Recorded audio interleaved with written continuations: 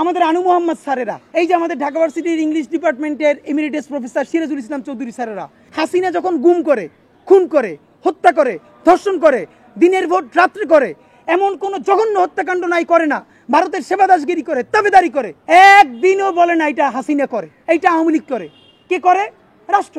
ওমা, এখন এরা হেদায়েত পেয়ে গেছে। এই 1 বছর ধরে এখন আর রাষ্ট্র বলে না, এখন বলে ইনুস করে। মানে হিপোক্রেসির তো একটা চূড়ান্ত পর্যায়ে থাকা দরকার ভাই। বুইরে হয়ে গেছেন, বইরে যাবেন। আল্লাহ রাসূলেরও বিশ্বাস যদি না করেন, তাও তো ন্যূনতম একটা চিন্তা করেন যে মানুষ ফাতরা বলে। দেখেন, আমাদের যে পাইলট ভাই শহীদ হলেন, অবশ্যই তাদের যে বাহিনীর প্রোটোকল আছে সেটা মেনটেন করে তাকে জানাজা দিতে হবে, তাকে দাফন করতে হবে, আমরা তার জন্য দোয়া করছি। কিন্তু আমরা একটা কেমন একটা এলিটপনা আমাদের মধ্যে তৈরি হয়ে গেছে। এবং কি মুক্তিযুদ্ধেও দেখেন 7 জন বীরশ্রেষ্ঠ, এর মধ্যে সিভিলিয়ান কয়জন? মানে যুদ্ধ যখন হবে তখন অবশ্যই সামরিক যারা বাহিনীতে আছেন তারা তো যুদ্ধ করবেনই, কিন্তু যেই লোকটা কোনো ট্রেনিং ছাড়া অস্ত্র হাতে তুলে জীবন দিয়ে দিল, তারা আপনি ইকুইভ্যালেন্ট করতে, আপনার কাছাকাছি প্যারালাল করলে শত্রু মনে হয়? মানে আপনাদের মধ্যে কি এই যে একটা এলিটপনা যে আমি সামরিক খাতের, এইটা থেকে আমরা কি বাংলাদেশে বের হতে পারবো না? আপনার ভাবেন। এবং আমাদের একটা ব্যাপার যে প্রত্যেক জায়গায় আমাদের একজন হিরো বানাইতে হবে, প্রত্যেক গল্পে যেমনি হোক। ফেসবুকে আমাদের এই যে মেহেরিন ম্যাম, মানে এটা তো আমাদের বলা আমাদের জন্য কঠিন, তার 2টো সন্তান, এই 2টো সন্তানকে, এবং তিনি চাইলেই ওখান থেকে বের হয়ে যেতে পারতেন, তিনি সেই এক্সিট নিতে পারতেন। তিনি তার ছাত্রদের দিকে তাকাইয়া, তার বাচ্চাগুলোর দিকে তাকাইয়া নিজের জীবনটা শেষ করে দিলেন। তিনি অন্তত 20টা বাচ্চার জীবনকে বাঁচিয়েছেন, আল্লাহ বাঁচিয়েছেন। তিনি সর্বোচ্চ চেষ্টা করলেন, নিরাপত্তার চাদরে বাচ্চাদেরকে বুকের মধ্যে জড়াইয়া প্রত্যেককে বের করলেন। সেই 20টা বাচ্চাকে বের করতে গিয়া তার সারা শরীর ঝলসে গেল। বার্ন ইউনিটে গিয়ে তার হাজবেন্ড বলল যে তুমি তো সন্তান 2টি এতিম করে দিলা আমার। সে বলল আমার সন্তান 2টি এতিম করলাম, কিন্তু আরো যে 20টা বাচ্চা ছিল ওরাও তো আমার সন্তান, আমি কি ওদেরকে এতিম করব? হাজবেন্ডের হাতটা বুকের উপর নিয়ে বলতেছে যে তোমার সাথে আমার আর কোনোদিন দেখা হবে না। তো ভয়াবহ ব্যাপার, আপনি চিন্তা করতে পারছেন? তার জানাজায় এই রাষ্ট্রের একজন উপদেষ্টার সময় হয় না যে তার জানাজায় গিয়ে থাকা। মেহেরিন ম্যামকে রাষ্ট্রীয় সম্মাননা দিয়ে যদি দাফন করা হতো তাহলে এই রাষ্ট্রের কি ক্ষতি হইতো? এই রাষ্ট্রের এত বুদ্ধি, সেই যে আঞ্চলিক কার্যালয় বসায়, এটা করে সেটা করে, এটুকুন বুদ্ধি হইল না? মেহেরিন ম্যাম উনি শিক্ষক, উনি বেঁচে যেতে পারতেন, বাচ্চাগুলোর বাঁচাই দিয়ে গিয়ে জীবনটা শেষ করে দিল। ওনাকে রাষ্ট্র সম্মান না জানালে কার সম্মান জানাবে?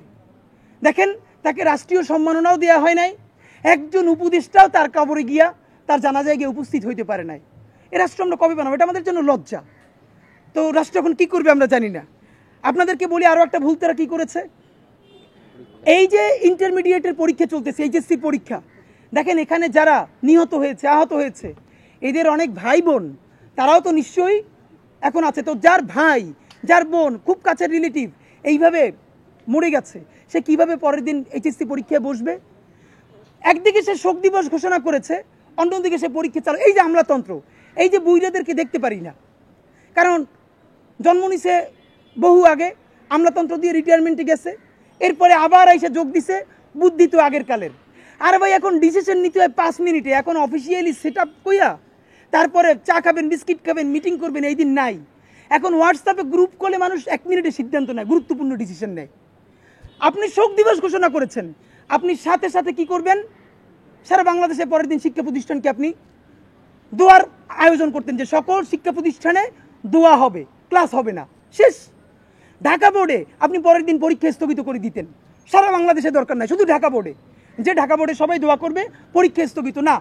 একদিকে আপনি শোক দিবস ঘোষণা করলেন, এই দগদগে আমরা তো জানি না এখানে কার কার আত্মীয় এইচএসসি পরীক্ষার্থী। এইটা আমরা সবাই মিলে রাত্রিরে কথা বলতে বলতে রাত্রির 3টের সময় সিদ্ধান্ত আসলো, পরীক্ষা 10টায়, সকাল 8:30টায় ওয়েবসাইটে নির্দেশনা আসলো। এটা কি ভাই? এইটার কারণেই তো পরবর্তী দিন দেখেন ছাত্রলীগ, গুন্ডালীগগুলো গাজীপুর থেকে আরও বিভিন্ন জেলা থেকে লোকগুলো পাঠাইয়া আমাদের মাইলস্টোনের শিক্ষার্থীরা যখন শান্তিপূর্ণ আন্দোলন করতেছে সেইখানে সেগুলো ঢুইকা তারা কোথার মধ্যে কি বলে আমরা হাসিনারে ফিরিয়ে আনবো। কত বড় বদমাইশ দেখেন। গালাগালি অনেকবার তওবা করি, করবো না, ছাইড়ে দিতে চাই। নিজেরও ছেলে হয়েছে, এখন তো একটা বয়স আসছে, গালাগালির তো একটা পর্যায়ে আছে, কিন্তু গালি তো না দিলেও এখন গুণে হয়, এমন পর্যায়ে আসছি। মানুষ গেছে ময়ূর ও গেছে ঘর পোড়ার মধ্যে আলু পোড়া দিতে, বলে হাসিনারে ফিরিয়ে আনবে। হাসিনা তোর জায়গা মতো ঢুকিয়ে দেওয়া দরকার ছিল সাথে সাথে। আমরা নিজেরা শিক্ষা সচিবের পদত্যাগ চাইছি, পদত্যাগ করানো হয়েছে, সবাই মিলে সচিবালয়ের মধ্যে ঢুকছে। কিরে ভাই, আর এই সরকার ভালো হয়েছে, মব মব করে না, এখন তো নিজেরাই সবচেয়ে বড় মবের শিকার। শিক্ষা মন্ত্রণালয় সেখানে গিয়া পিটিপিটি করতেছে। 6 দফা মাইলস্টোনের শিক্ষার্থীরা দিছে, সরকার 6 দফায় মেনে নিছে। দেখেন, জনতার রাষ্ট্র যে একটু একটু প্রতিষ্ঠিত হয়েছে তার প্রমাণ হলো অনেকে জিনিসটা ধরে নাই। 2 জন উপদেষ্টা, শিক্ষা উপদেষ্টা, আইন উপদেষ্টা মাইলস্টোনে গেলেন, 9 ঘন্টা অবরুদ্ধ করে রাখা হয়েছে। আমি তো মনে করি এটা জনতার বিজয়। দেখেন, রাষ্ট্রের হাতে এতটুকুন ক্ষমতা আছে, চাইলে ওখানে পিটিপিটি করে তাদেরকে বের করে নিয়ে আসতে পারতো। এটা তো সরকারের এই ক্ষমতা ছিল, কিন্তু এই যে সেইটা না করে 9 ঘন্টা তারা অবরুদ্ধ থাকলেন জনতার কাছে। এই যে ক্ষমতাসীনরা জনতার কাছে ছোট হয়ে থাকা, এইটাই জনতার রাষ্ট্র। এই রাষ্ট্রই আমরা বানাইতে চাই। আমরা বিএনপির বলতে চাই, আপনারাও যদি এরকম ভুল করেন, জনতা আপনাদেরকে আটকাবে, তখন ছাত্রদল, যুবদল পাঠাইয়া বা জামাতের কেউ আটকা পড়লে শিবির বা জামাতরে পাঠাইয়া পিটাপিটি করে মুক্তি পাওয়া যাবে না। বুঝাইতে হবে, হাত পা ধরতে হবে, প্রয়োজনে একদিন অবরুদ্ধ থাকতে হবে, তারপর বেরিয়ে আসতে হবে। এটাই জনতার রাষ্ট্র, এই রাষ্ট্রটাই আমরা চাই। এবং আমরা সরকারকে ধন্যবাদ জানাইতে চাই যে তারা শত ঝুঁকি থাকা সত্ত্বেও মাইলস্টোনে গেছেন এবং অবরুদ্ধ থেকেছেন। এটা তো একটা, আমরা তাদের প্রশংসা করছি।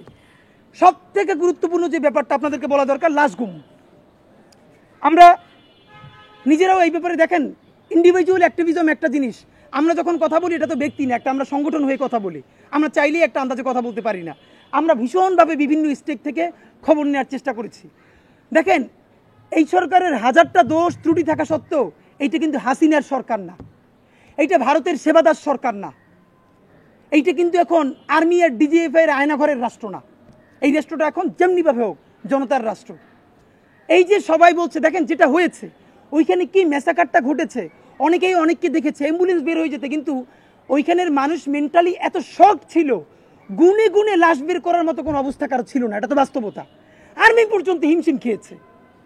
আর্মির 101টা সমালোচনা আছে, তবুও তো আমরা এই জায়গাটা প্রশংসা করতে চাই যে আর্মি, ইভেন আর্মিদের ট্রেনিং ভালো, তারা পর্যন্ত ক্লান্ত হয়ে দেখছি মাঠে শুয়ে পড়েছে, আর পারতেছে না।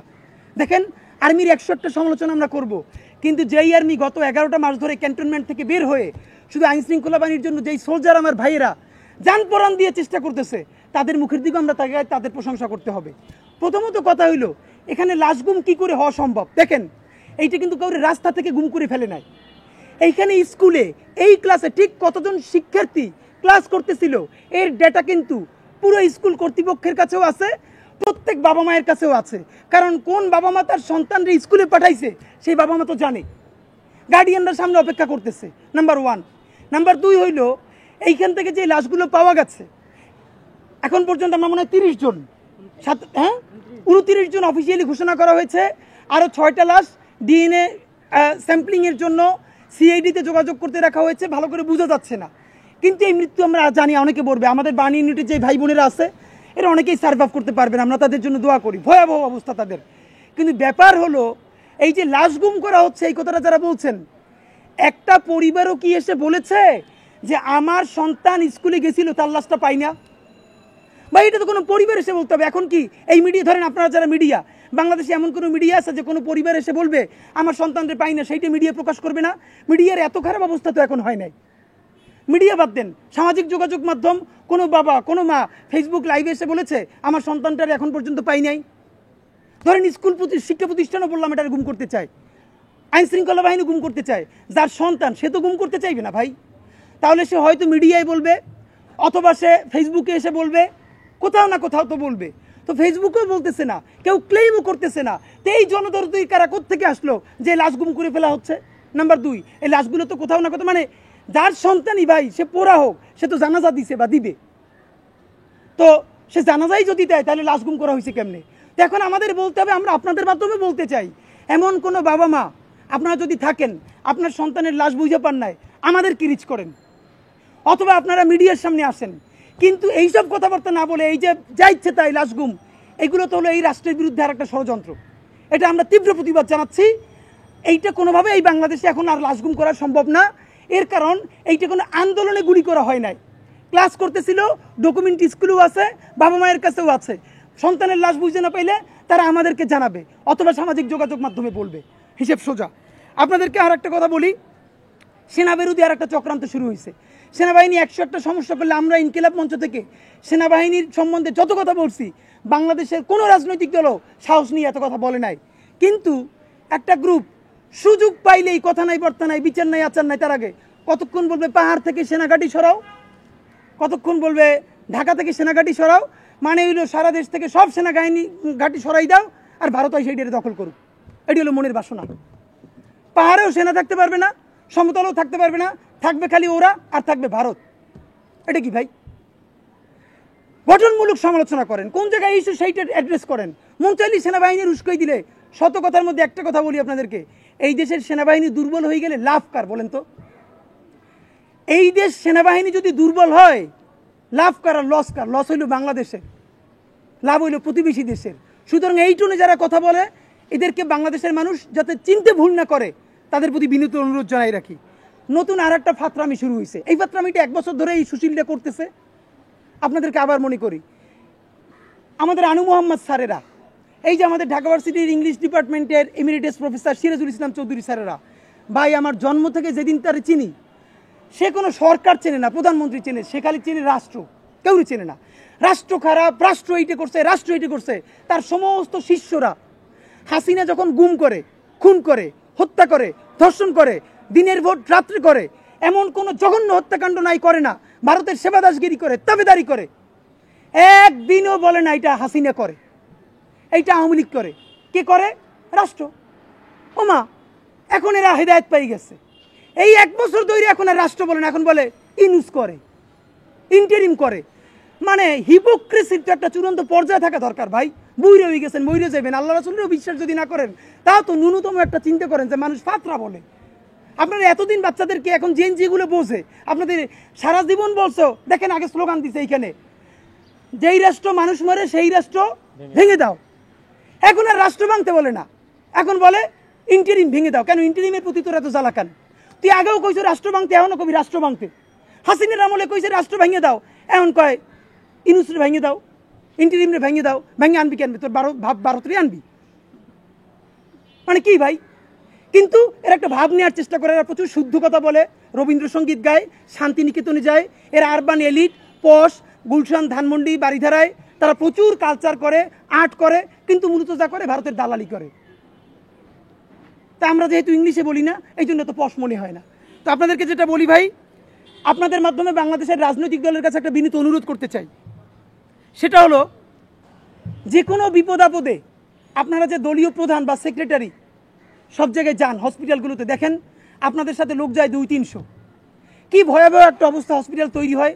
আপনাদেরকে হসপিটালেরা কিছু বলতে পারে না, কেউ কিছু বলতে পারে না, আপনারা শোডাউন দিয়ে আসেন। একদিকে বিএনপি যায়, একদিকে জামাত যায়, একদিকে অন্য পার্টি যাবে। আপনাদেরকে একটা বিনীত অনুরোধ করি, এখন যদি নাও যায় তাইলেও আবার একটা রাজনৈতিক দলের সমস্যা আছে। জনগণ বলবে মানুষ মরে গেছে, বিএনপি যায় নাই, মানুষ মরে গেছে, জামাত যায় না, এনসিপি যায় না, আছে তারাও জ্বালায়।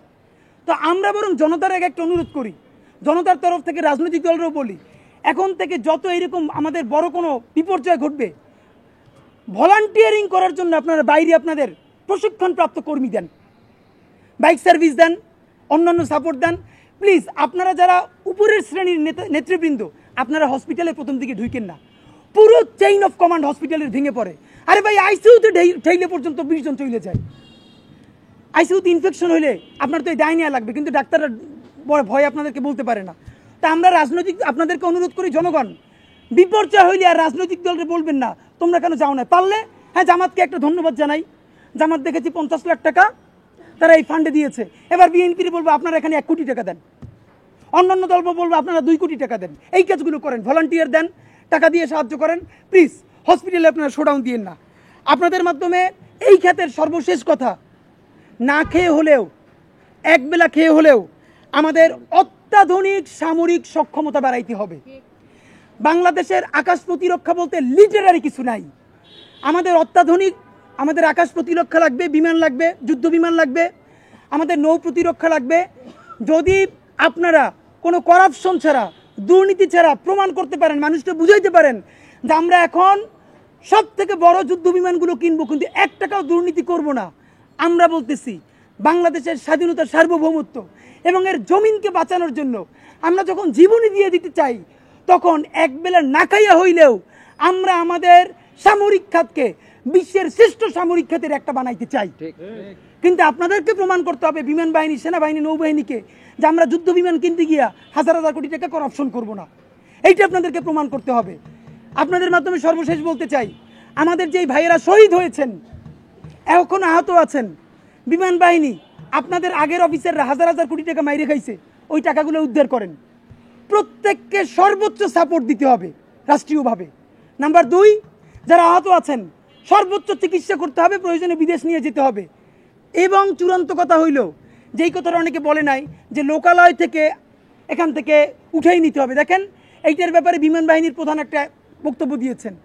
তিনি বলেছেন বাংলাদেশের গুরুত্বপূর্ণ যে অফিস আদালত, যেগুলো বহির্শত্রুর আক্রমণ যদি ঘটে কোনো দিন, সাথে সাথে সিকিউর করতে হলে এইখানে এই ঘাঁটি লাগবে।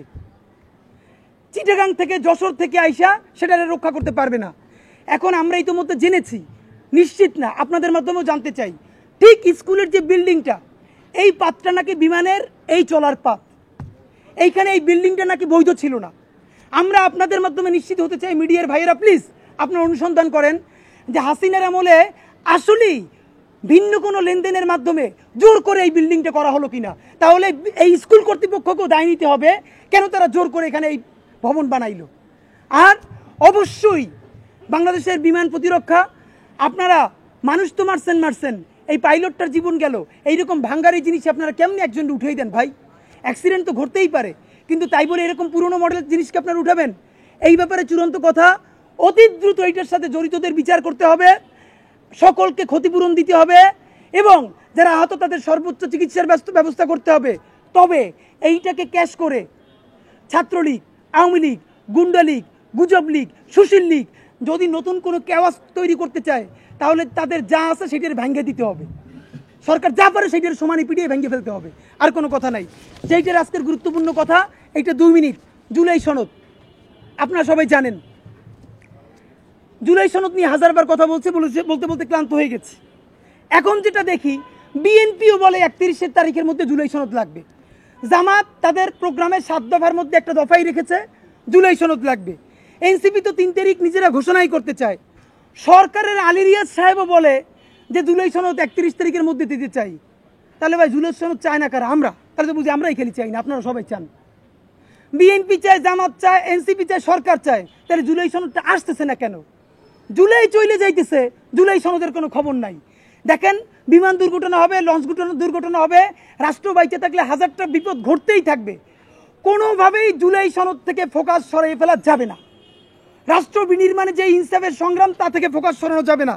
আপনাদেরকে এক্স্যাক্টলি বলে দেই, সময় আজকে হলো 23 তারিখ, 31 তারিখ পর্যন্ত সময়।